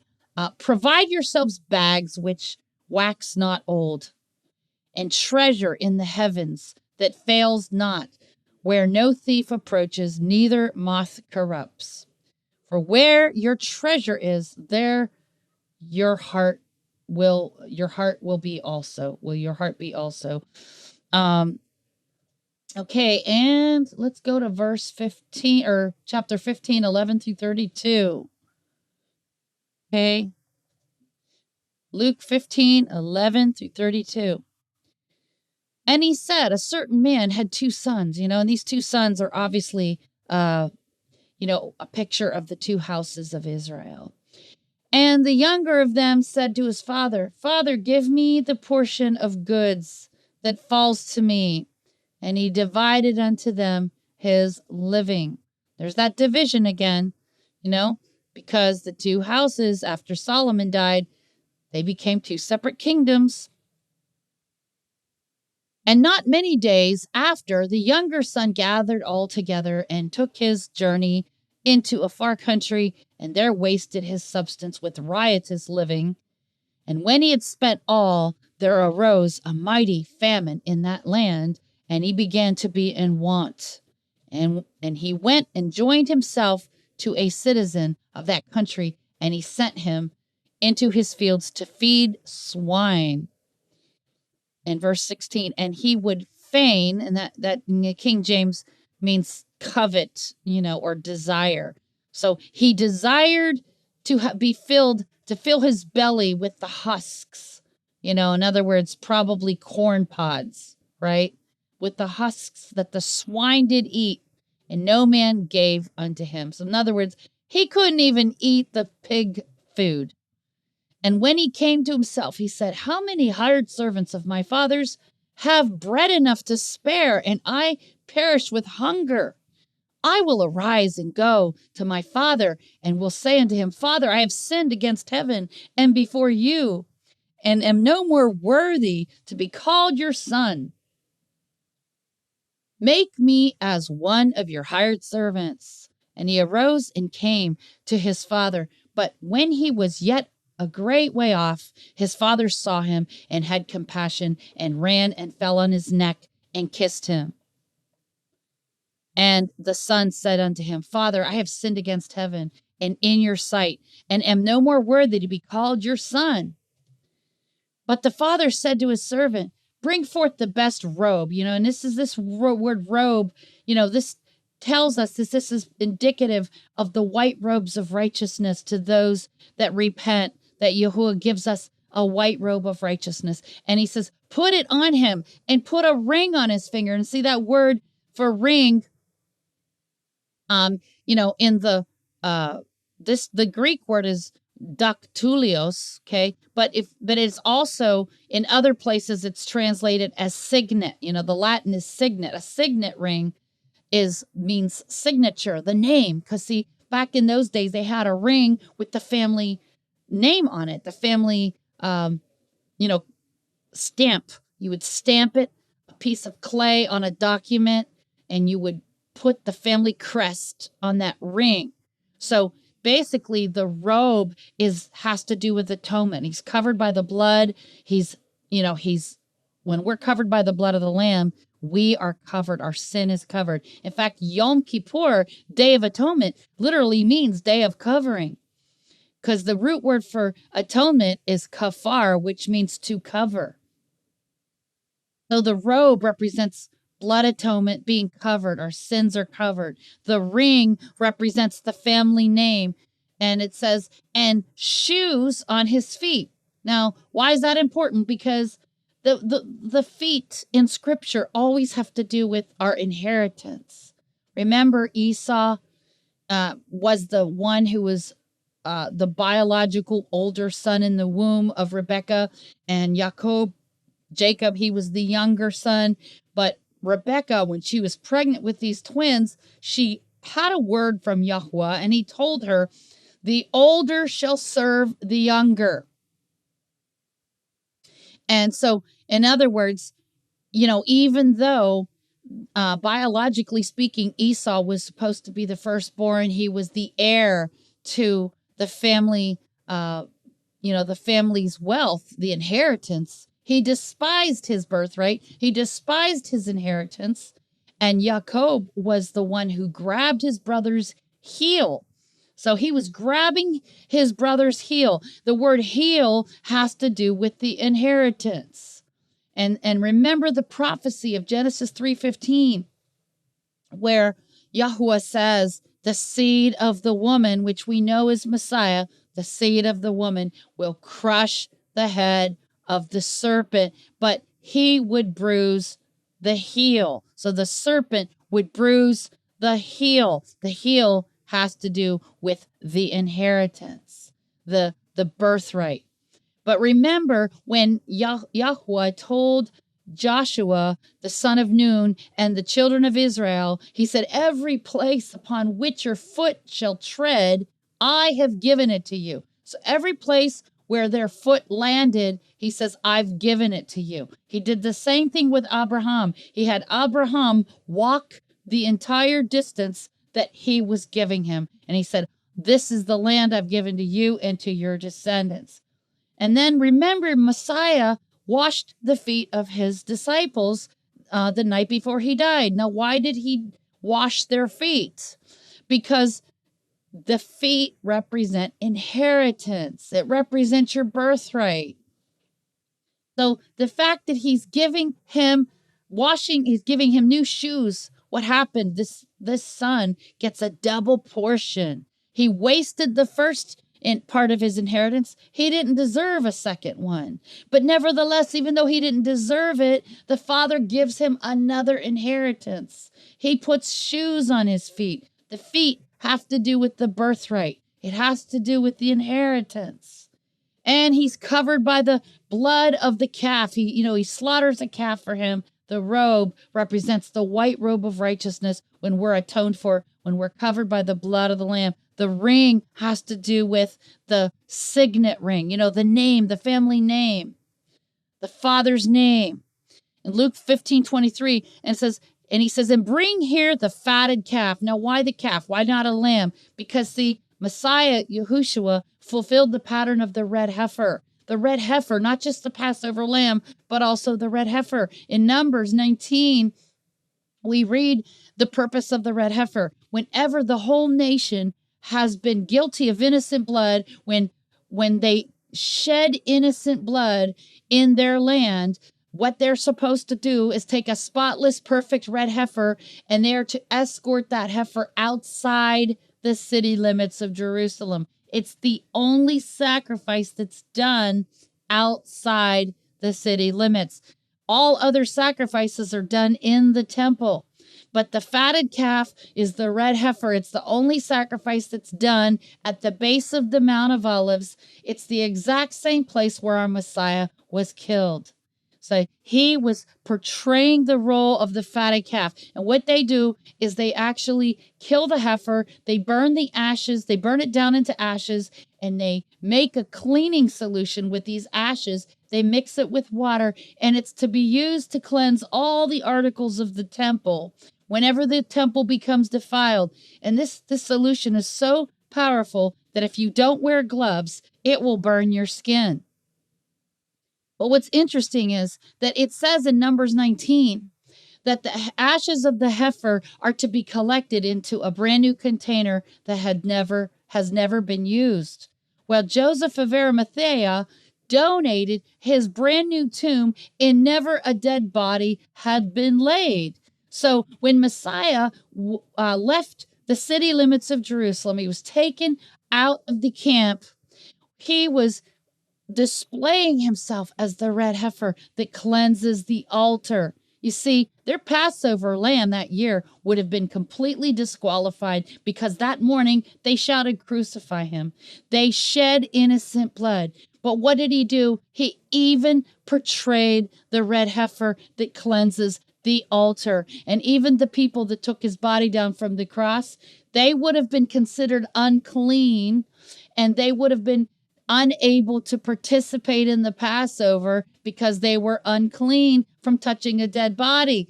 But see, what's interesting is that the night before, he had a Passover meal with his disciples, and they had already eaten the Passover. So they didn't have to worry about being unclean, because it tells us in Numbers 19 that once they are cleansed with the ashes of the heifer, on the third day, after they're cleansed with the heifer, 3 days and 3 nights later, they shall be cleansed when? On the seventh day. The seventh day. So this tells us that Yahushua resurrected not on the first day of the week in the morning. No, he resurrected on the seventh day of the week, just before the sun went down. That's why he said, I am the master of the Sabbath. So on the on the fourth day of the week, he's crucified. 3 days later, he resurrects on the seventh day of the week, just as the sun is going down, just before the sun went down. Just like the ashes of the red heifer, just like the ordinance of the red heifer. So we're seeing this type and shadow in the story of the prodigal son. Okay? So the father says to bring forth the fatted calf and let us eat and be merry. And for this was my son was dead and is alive again. He was lost and is found, and they began to be merry. Now his elder son, this represents the house of Judah, the kingdom of Judah, his elder son was in the field. And as he came and drew near to the house, he heard music and dancing. And he called one of the servants and asked what these things meant. And he said to him, your brother is come, and your father has killed the fatted calf, because he has received him safe and sound. And he was angry and would not go in. Therefore came his father out and entreated him. And he answering said to his father, lo, these many years do I serve you, neither transgressed I at any time your commandment, and yet you never gave me a kid, in other words, a kid of a goat, that I might make merry with my friends. But as soon as this your son was come, which has devoured your living with harlots, you have killed for him the fatted calf. And he said unto him, son, you are ever with me, and all that I have is yours. It was necessary that we should make merry and be glad, for this your brother was dead and is alive again, and was lost and is found. So this whole story is an indictment against the kingdom of Judah, because, see, after the Babylonian captivity, those from the house of Judah came back into the land. They rebuilt their temple and their city. But there were others who were part of the captivity of Assyria. It was the other 10 tribes of the Assyrians who were in captivity. But, Jeremiah 3:8 says that Yahweh divorced them, wrote them a certificate of divorce. So in their minds, they thought, well, they can't come back because the land would be defiled. According to Deuteronomy 24, the land would be defiled if we let this divorced bride come back into the kingdom. And I understand where they were coming from, because they were right. Technically speaking, they were right. Once a woman is divorced, according to Deuteronomy 24, she can never go back to her first husband. But you see, Yahushua knew the prophecy of Hosea, where he says in Hosea chapter 2, he says that I will betroth you again and I will marry you again. He tells Israel, I will betroth you unto me. That even though Israel went after her lovers, she, went after her pagan false deities, she will say, I will go back to my first husband, for then it was better with me than now. Well, wait a minute. How can she go back to her first husband when Deuteronomy 24 says that this is not possible? See, even though according to the Torah, when a husband writes a certificate of divorce and sends the woman away, she may never go back to him, according to Deuteronomy 24. But see, Messiah, Yahushua, made a way, because when he died, the original marriage covenant was also died with him. And that's why the night before he died, he lifted up the cup and said, "This is the blood of my covenant shed for many." This is why it was necessary for Yahushua to die, because when he died, the broken covenant that he made with the 10 northern tribes, and he had to divorce them later on because of their harlotry, that covenant, that marriage covenant, died with him. And now he offers a renewed covenant. A renewed covenant. Okay. And so, here we have in Hosea 2:7, and she shall follow after Aleph Tav, her lovers, but she shall not overtake them, and she shall seek them, but not find them. Then she will say, I will go and return to my first husband, for then it was better with me than now.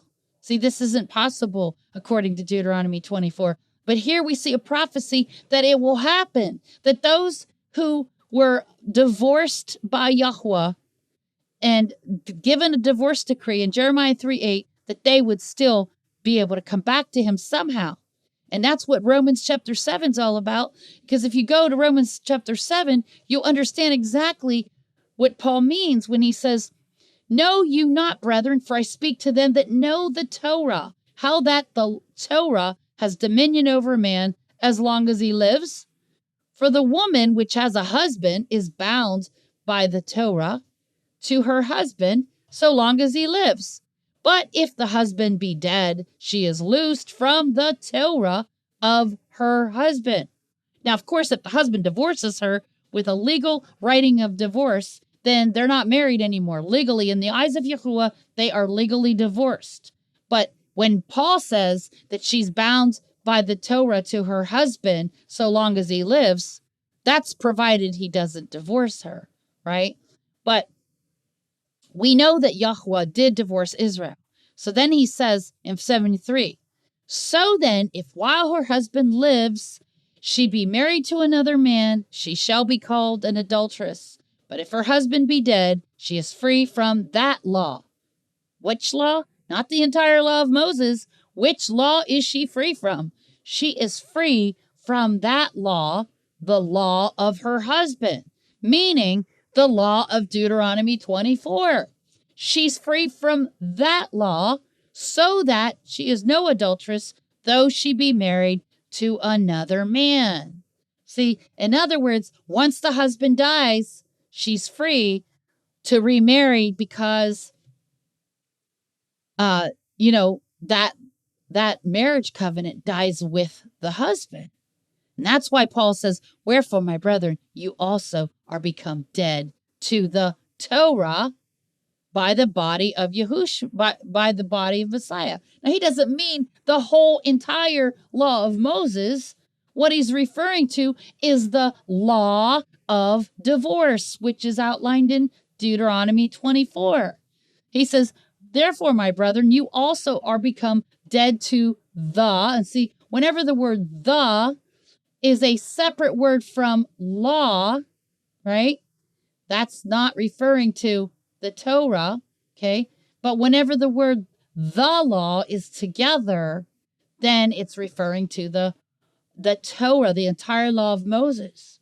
So when he says that you are dead to the word "the" here is the Greek word ho. Okay, it's the article "the."